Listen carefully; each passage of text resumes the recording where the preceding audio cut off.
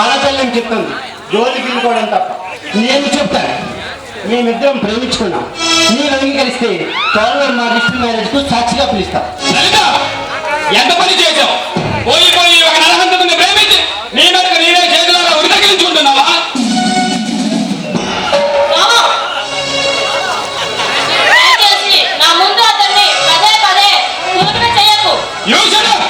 అది వాళ్ళని కట్టుబట్టి ఇంటికి పద.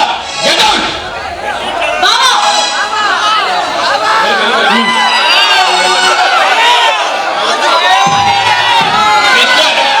రాజు, ఎప్పటి నుంచి సాగుతుంది వ్యవహారం? అదే మాయ మాటలతో ఆడపిల్లల్ని ఆకర్షించడం. ఐశ్వర్యాన్ని కాదు, మేమిద్దరం ప్రేమించుకున్నాం. కాకపోతే మా పర్సనల్ విభాగంలో జోక్యం చేసుకోవడానికి నీకెవరా? వ్యక్తిగతంగా పెళ్లికి బాగుని వృత్తిపరంగా పోలీస్ అధికారిని. ఎంత చిన్న విషయానికి కోర్టులో నష్టపరిహారం పట్టాలనుకుంటే అలాగే. చిన్న విషయాన్ని కాదురా, ఆ ఎమ్మెల్యే హరిచంద్రకుమార్ను ధోరణి ఖర్చు చేసినందుకు. ఏమిటి ఎమ్మెల్యే హరిచంద్రకుమార్ నేను చెప్పానా? నీ కళ్ళ పొలగమ్మయ్యా. నాకు కాదు, నీకు డబ్బు కాసించి మానవత్వం లేక సోదు పదవికి రాయకుండా మరి ఆ ఎమ్మెల్యేను పట్టుకు పెట్టుకున్నావు. మానవత్వం గురించి నీ దగ్గర నేర్చుకోవచ్చు. దౌర్భాగ్యం అడిగి రాదు. ఆ హత్యకు నాకు ఎటువంటి సంబంధమే. తప్పించుకోవాలని చూడరాజు, నీ బెదిరింపులకు తలవంచలేదని ఈ ఉదయం ఆయన స్వగ్రామంలో కత్తితో పొడిచి చంపేవాడానికి తిరిగి సాక్ష్యాలు ఉన్నాయి. ఈ రోజు వల్ల ఆయన కలుసుకునే మాట వాస్తవం. మా పర్సనల్ వ్యాపారంలో దర్శనం పెట్టుకున్నమాట నిజమే. కానీ ఎవరైతే అంతకు నాకు తెలియకుండా పైన కుటుంబంలో చిక్కుకోబోతుందని ఆలోచించలేకపోయాను. తిరిగి వస్తుండగా చావుకేత వినిపించి వెనక నాకు రక్తం పడుకున్న హరిచందుకున్నా కనిపించాడు. పరిసరాలు గమనించేలోపే అసలు హంతకులు జనంలోకి కలిసిపోయారు. పైగా బయట నన్ను హంతకులను వెంటబడ్డారు. తెలియగా తప్పించుకున్నాను. చేతుల కంటే రక్తాన్ని ఎవరిపైన వద్దని వ్యర్థమైతం చేస్తున్నావు అనమాట. కానీ నీ కూట మీద పట్టింది కాదు ఈ చట్టం. ఈ చట్టాల గురించి బాగా తెలిసిన ఇన్స్పెక్టర్. ఈ చట్టాలు అమాయకుల గొంతుకు బిగించబడే గురించాలు. ఈ చట్టాలు స్వార్థ రాజకీయ శక్తుల కార్యక్రమం జోడి చెప్పులు. నేరం చేసి కూడా చట్టాన్ని ధిక్కరిస్తే మరింత నేరంగా పరిగణించబడుతుంది. నేను నేరం చేయలేదు. ఎవరో చెప్పిన మాటలు గుడ్డిగానే నీ విలువైన సమయాన్ని వృధా చేసుకుంటున్నావు. అసలు హంతకులు పట్టుకొని గాలి పీల్చుకునే అవకాశం ఇస్తున్నావు. ఎప్పటికైనా వాళ్ళని పట్టుకొని నీ కర్తవ్యాన్ని నిర్వర్తించు. అందుకే సరైన సాక్ష్యాధారంతో వచ్చాక కేవలం సాక్ష్యాలకే బట్టి కేసులు తీర్చేబట్టే నీ ధర్మ రక్షణ ఎలా తగలాడి.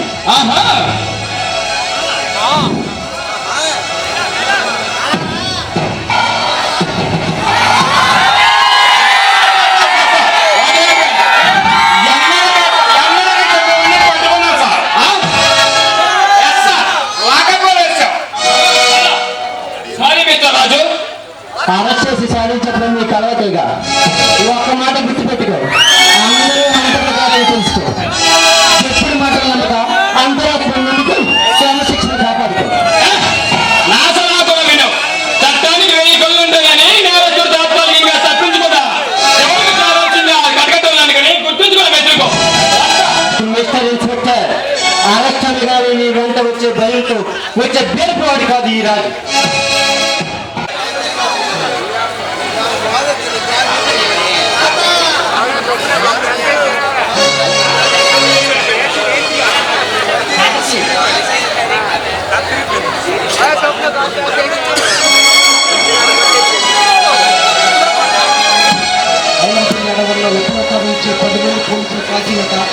పోలీస్ స్టేషన్ విధ్వంసం ప్రజారక్షణకి రక్షణకరమైతే సామాన్యులకి ఎవరి దిక్కు? ప్రతి మనిషి హక్కులతో పాటు బాధ్యతలు కూడా గుర్తించినప్పుడే కదా ఈ దేశం బాగుపడుతుంది. ఆ శుభదినం ఎప్పుడో.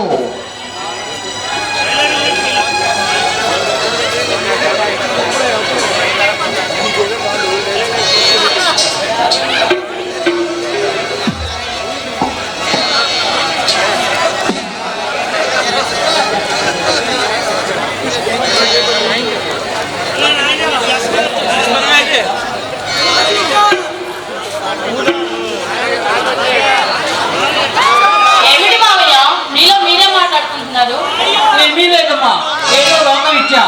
ఎక్కడికి వెళ్ళావమ్మా అసలు?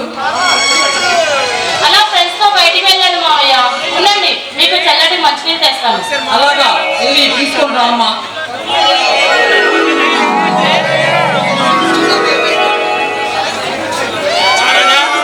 చిక్కి తల్లి, ఈ మావయ్య అంటే ఎంతో ప్రేమ.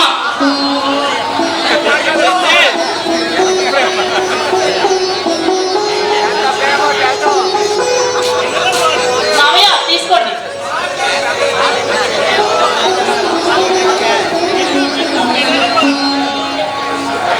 లలిత,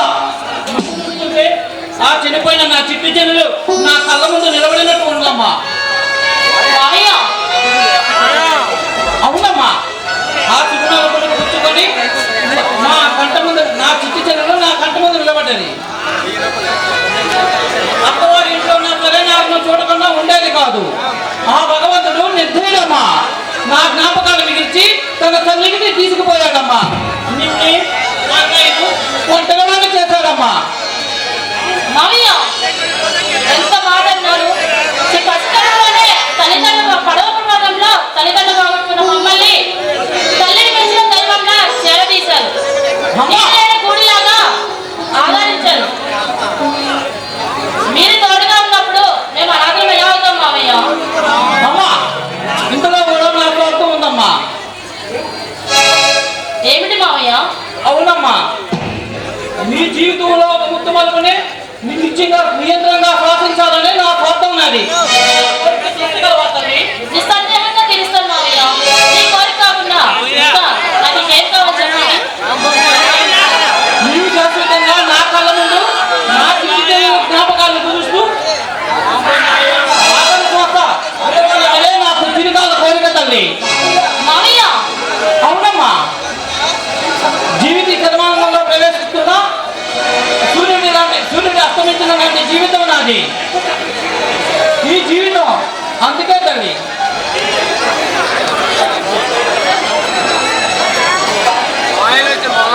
నీ బావ చాలా మంచివాడమ్మా, నేను ప్రాణంగా చూసుకుంటాడు.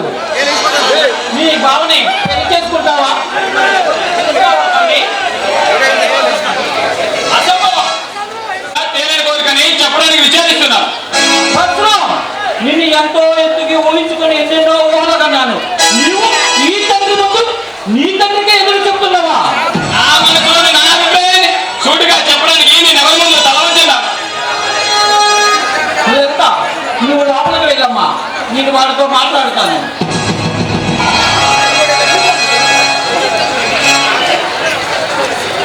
ఏమిటా నీ అభిప్రాయం? లలిత చాలా గుణవంతురాలు, గుణవతి, చదువుల తల్లి, స్వయాన నీ మేనత్త కూతురు. ఇంతకంటే నీకు ఏం కావాలరా? స్వయాన మొత్తాన్ని సొక్కసీమగా చేయగల సౌజన్యవతులా? ఇంతకంటే నీకు ఇంకేం కావాలా? లేదు ఏమైనా అది పేదరాలని దురాలోచన, లేదు ఒక పేదరాలని మగవాడు పడుతున్నా చెప్పరా? నాన్న, ఎంత మాట? లేదు నాన్న, లేదు. చిన్నప్పుడు లలితను ఒక ఆత్మీయురాలుగా స్నేహితురాలుగా చూసేనే తప్ప నాకు కాబోయే భాగస్వామిగా ఏనాడు తాచలేదు. నేను చెప్తున్నాను, నీ క్షమాన్ని కోరి నీ తండ్రిగా చెబుతున్నాను.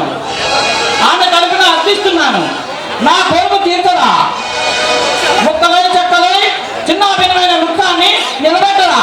నాన్న, అవునరా, మంచి ఎరిగిన మంచి వృత్తాన్ని మనసుకు చేరువగా జీవితాన్ని అర్థించాలి. అంతేగాని నువ్వు అలా అనడం తప్పురా. నా అనుభవంతో చెప్తున్నాను రా పచ్చ. నాన్న, మీరెన్ని చెప్పినా ఇది మాత్రం జరగదు. కారణం ఇరువురిలో ఒకరి మనసు వేరే అర్పించబడింది కాబట్టి. నువ్వు చెప్పేది రంత గురించేనా? కాదు నాన్న, నా గురించి. నేను ఇంతకు ముందే ఒక అమ్మాయిని ప్రేమించాను. సమయం రాగానే నీకు పరిచయం చేస్తాను. పచ్చలో అవును నాన్న, లలిత నేను ప్రేమించుకోలేదు కాబట్టి జరగకపోయినా బాధలేదు. కానీ నన్నే ప్రేమిస్తూ మనసా వాచ నన్నే పూజిస్తూ నా కోసం తప్పించి ఆ మనసుకి మోసం చేస్తే తట్టుకోగలదా? ఆమెకు అన్యాయం చేసి నా సుఖాన్ని నేను చూసుకోమంటారా? సర్వం మీరే చెప్పండి అన్న, నా కర్తవ్యం ఏంటో. బాబు, ఈ సంకట స్థితిలో ఏం చెప్పాలో నాకు ఏమీ తోచుకోవట్లేదురా. కానీ ఒక్క మాట మాత్రం చెప్పగలరా? ఏమిటన్నా? నీ మనసు తెలుసుకోలేక నాలో నేను ఏదేదో ఊహించుకున్నాను రా. పొంగిపోయాను. పొంగిపోవడం నా తప్పురా. బిడ్డను పెంచేవారు కానీ ఏ బిడ్డని శాసించే హక్కు ఏ తండ్రికి లేదురా.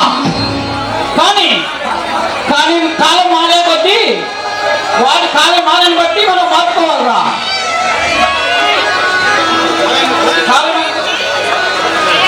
నాన్న నన్ను క్షమించండి నాన్న. నేను పవిత్రమైన పూజ కుసుమంలో పెంచిన లలిత ఒక హంతకుడమాయిలో పడిపోయిందని మీకు చెప్పి మిమ్మల్ని బాధించలేదు. అందుకే నాపై నేనే నింద వేసుకుంటున్నా.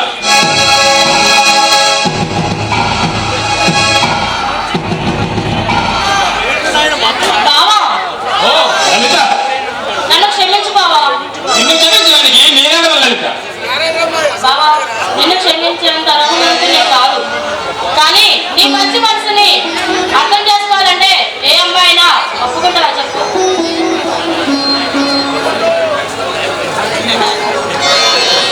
ఈనాడు కుటుంబ క్షేమం కోసం ఈ ఏడుపని నిందను నీ మీద వేసుకున్నావు. నన్ను ఈ సమస్య నుండి రక్షించావు. కానీ లలిత, ఇక నిన్ను ఆ భగవంతుడు కూడా కాపాడలేదు. ఏనాడైతే ఆ రాజుకును అంకితమైపోయావు ఆనాడే నీ పతనానికి నాంది పడింది. బావా ప్రేమించడం తప్పంటావా? అలా అని నేనన్నా.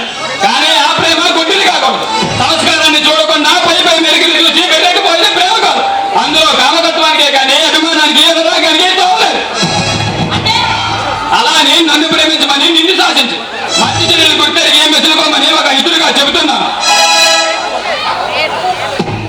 బావా ముఖ్యంగా మీరిద్దరు నా కంటపడగానే నా వయసు అవుతుందండి.